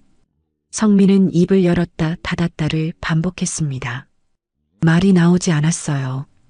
연옥이 화면을 보며 말했습니다. 뇌물이군. 연옥의 목소리는 차가웠어요. 회장님, 오해입니다. 그냥 선물이었습니다. 성민이 급히 변명했어요. 선물을 왜 CCTV 파일을 삭제하면서까지 숨기려 했나? 연옥의 질문에 성민은 대답하지 못했습니다. 규현이 노트북을 닫았어요. 일단 확인된 것만 정리하겠습니다. 규현은 서류를 펼쳤습니다. 첫째, 개인 명품 구매를 접대비로 허위 처리. 총 800만 원. 성민의 얼굴이 창백해졌어요. 둘째, 개인 골프장 이용료를 복리후생비로 허위 처리. 총 500만 원. 셋째, 유령법인에 대한 부실 대출 승인. 총 3억 원. 넷째, 뇌물수수 정황. 금액 미상. 규현의 목소리가 차갑게 울려 퍼졌습니다. 다섯째, 증거인멸 시도. CCTV 파일 삭제 지시. 여섯째, 직원 및 고객에 대한 갑질과 차별행위. 규현은 서류를 내려놓았어요. 유성민 지점장, 이 모든 게 사실입니까? 성민은 바닥에 주저앉았습니다. 죄송합니다. 죄송합니다. 성민은 연옥을 향해 고개를 조아렸어요. 회장님, 용서해 주십시오. 제가 잘못했습니다. 연옥은 차갑게 내려다봤습니다. 당신은 노숙자의 1,000원도 회장의 100억도 똑같이 소중하다는 걸 몰랐네. 연옥의 목소리가 떨렸어요. 은행은 사람을 외모로 판단하는 곳이 아니야. 죄송합니다, 회장님. 성민은 울먹이며 말했습니다. 연옥은 규현을 바라봤어요. 감사실장. 네, 회장님. 이 사람 즉시 해임하고 검찰에 고발하게. 알겠습니다, 회장님. 규현이 휴대폰을 꺼냈습니다. 경찰에 신고 전화를 걸었어요. 여보세요, 강남경찰서입니까? 횡령과 배임 혐의로 신고합니다. 10분 후 경찰이 도착했습니다. 수사관 2명이 은행 안으로 들어왔어요. 유성민 씨 맞습니까? 네. 성민은 떨리는 목소리로 대답했습니다. 횡령 및 배임 혐의로 동행해야겠습니다. 수사관이 수갑을 꺼냈어요. 아니에요, 오해입니다. 제발. 성민은 바닥에 엎드려 울부짖었습니다. 제발 한 번만 용서해 주십시오. 하지만 수사관은 성민에게 수갑을 채웠어요. 차가운 금속 느낌이 손목에 전해졌습니다. 성민은 끌려가면서도 계속 울부짖었어요. 회장님, 제발. 오해입니다. 하지만 연옥은 고개도 돌리지 않았습니다. 성민이 경찰차에 실려 나갔어요. 지점 직원들이 모두 지켜보고 있었습니다. 모두 충격에 빠진 표정이었어요. 은지는 한쪽 구석에 서서 이 모든 걸 지켜봤습니다. 믿기지 않았어요. 며칠 전 자신에게 목도리를 건네준 그 할머니, 은행에서 쫓겨난 그 노숙자 할머니, 그분이 광일은행 회장이었다니. 은지의 눈에 눈물이 맺혔습니다. 연옥이 은지 쪽으로 걸어왔어요. 박은지 씨. 네. 은지는 황급히 자세를 바로 했습니다. 그날 밤 목도리 고마웠네. 연옥의 목소리는 따뜻했어요. 아닙니다. 당연한 일을 했을 뿐입니다. 은지는 얼굴이 붉어졌습니다. 당신 같은 직원이 필요하네. 나중에 따로 연락하겠네. 감사합니다, 회장님. 은지는 고개를 숙였어요. 가슴이 뜨거워졌습니다. 연옥은 지점 전체를 둘러봤습니다. 오늘부터 이 지점은 새롭게 시작하네. 연옥의 목소리가 지점 전체에 울려 퍼졌어요. 고객을 외모나 통장 잔고로 판단하는 일은 없을 거네. 모든 고객은 평등하게 존중받아야 하네. 직원들은 숙연한 표정으로 고개를 숙였습니다. 연옥은 은행 밖으로 나왔어요. 가을 햇살이 따뜻하게 비쳤습니다. 대호가 차 문을 열어줬어요. 회장님, 수고하셨습니다. 이제 시작이네, 강 실장. 연옥은 하늘을 올려다봤습니다. 푸른 하늘에 구름이 천천히 흘러가고 있었어요. 준서가, 엄마가 내 은행 지킬게. 연옥은 혼잣말을 중얼거렸습니다. 차는 천천히 출발했어요. 새로운 시작을 향해 나아가고 있었습니다. 2024년 10월 21일 월요일 오전 10시 광일은행 본점 대회의실 전국 지점장들이 모두 모였습니다. 총 32개 지점에서 온 지점장들이 자리를 채웠어요. 대형 스크린에는 각 지점이 화상으로 연결되어 있었습니다. 회의실 문이 열렸습니다. 한현옥이 들어왔어요. 1년 만에 공식 석상의 모습을 드러낸 거였습니다. 지점장들이 모두 일어나 박수를 쳤어요. 연옥은 단상 앞으로 걸어갔습니다. 마이크 앞에 섰어요. 여러분, 오랜만입니다. 연옥의 목소리가 회의실에 울려 퍼졌습니다.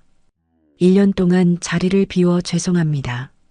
연옥은 잠시 말을 멈췄어요. 가족을 잃은 아픔이 떠올랐습니다.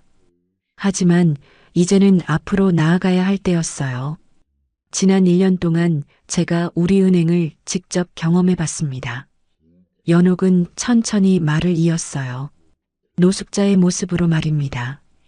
회의실이 술렁거렸습니다.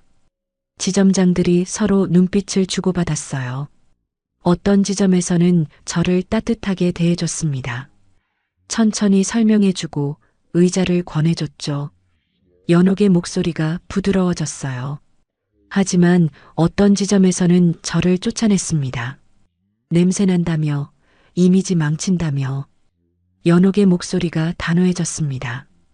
여러분, 은행은 무엇을 위해 존재합니까? 연옥이 지점장들을 둘러봤어요.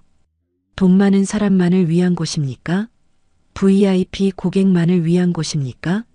아무도 대답하지 못했습니다. 아닙니다. 연옥은 단호하게 말했어요. 은행은 모든 사람을 위한 곳입니다. 노숙자가 가진 1,000원도 회장이 가진 100억도 똑같이 소중합니다. 연옥의 목소리가 떨렸어요. 제 남편은 이 은행을 세우며 말했습니다. 사람을 먼저 생각하는 은행이 되자고. 연옥은 눈시울이 붉어졌습니다. 하지만 언제부턴가 우리는 그 초심을 잃었습니다. 실적만 보고 숫자만 보고 외모만 봤습니다. 회의실이 조용해졌어요.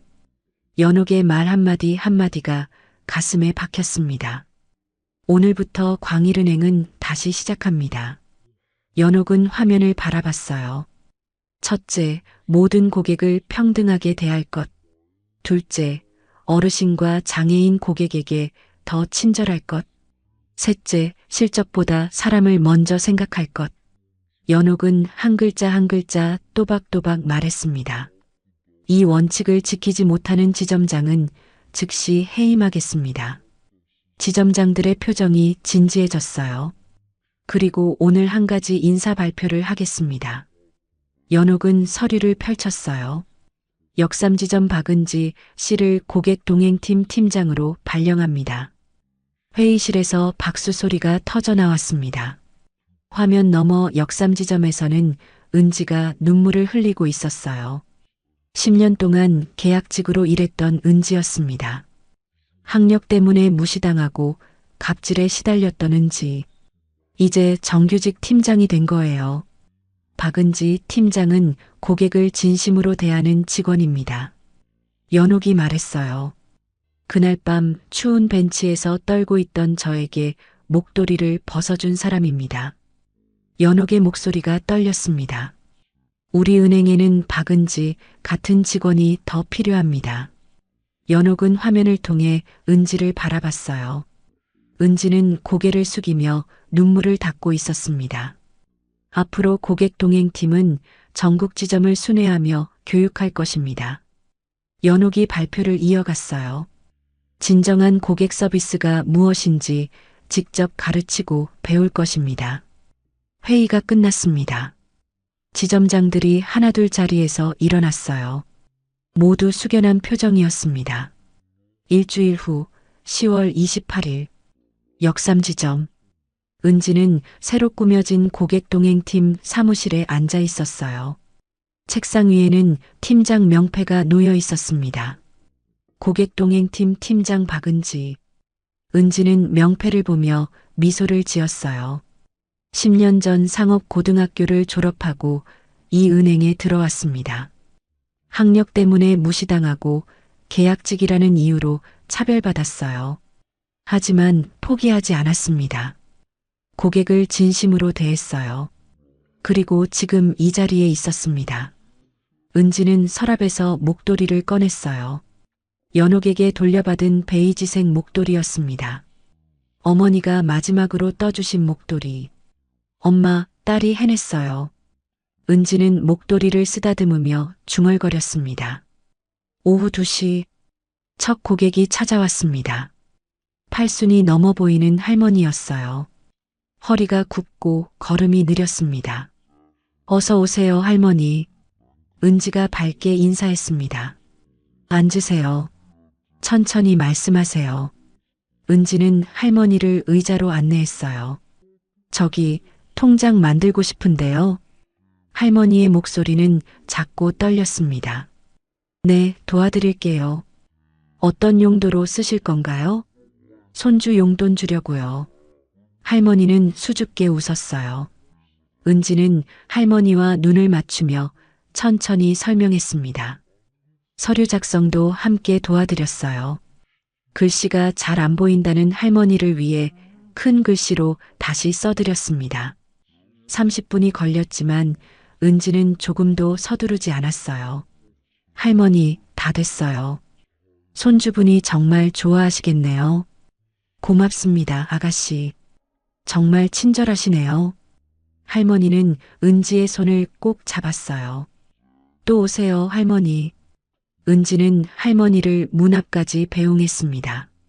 할머니가 나간 후 은지는 자리로 돌아왔어요. 가슴이 따뜻했습니다.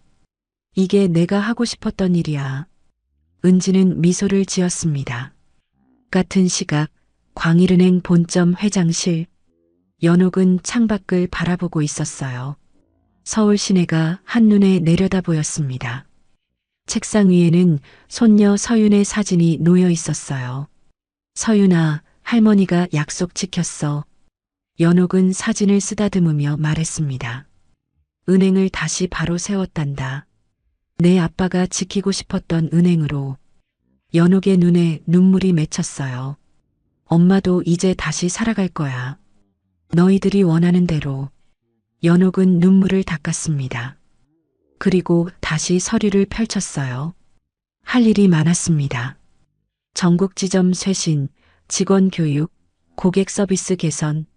하지만 연옥은 두렵지 않았어요. 이제 다시 시작할 수 있었으니까요.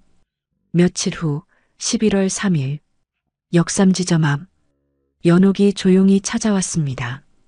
대호도 함께였어요. 은행 유리창 너머로 은지가 보였습니다.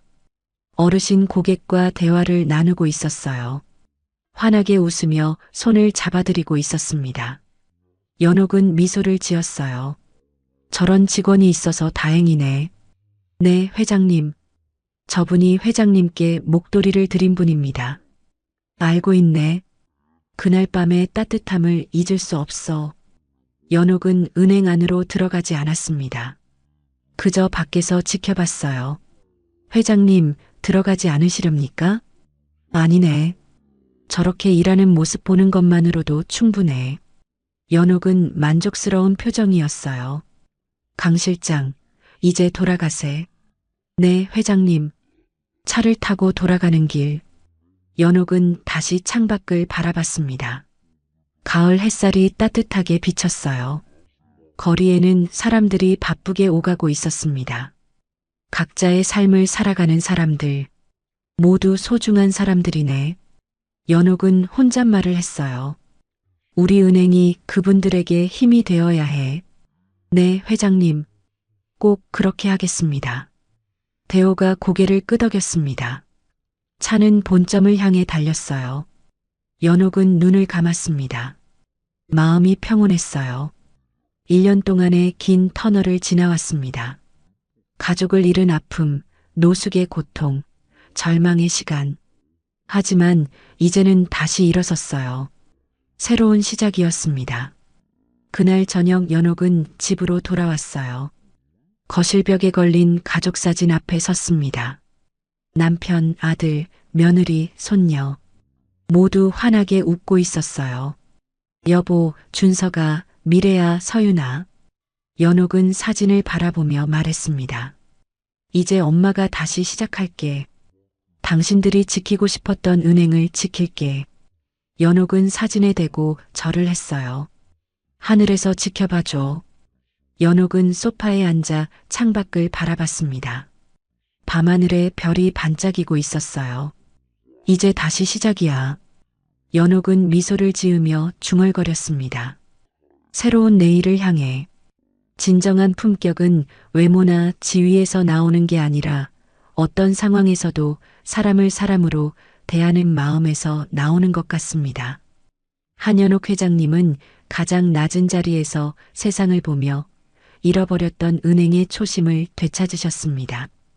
그리고 박은지 씨는 작은 친절 하나로 한 사람의 인생을 바꿨습니다. 우리 모두의 작은 따뜻함이 누군가에게는 큰 위로가 될 수 있다는 걸 기억하면 좋겠습니다. 오늘의 이야기가 당신의 마음에 작은 행복을 드렸다면 앞으로도 당신의 인생에 잔잔한 위로가 될 이야기들로 찾아뵐 수 있도록 구독과 좋아요를 눌러주세요. 그리고 사연의 주인공을 위한 따뜻한 응원의 말씀도 댓글로 남겨주시면 큰 힘이 됩니다. 당신의 오늘 하루도 노을처럼 아름답게 물들기를 바랍니다. 노을빛 인생이었습니다.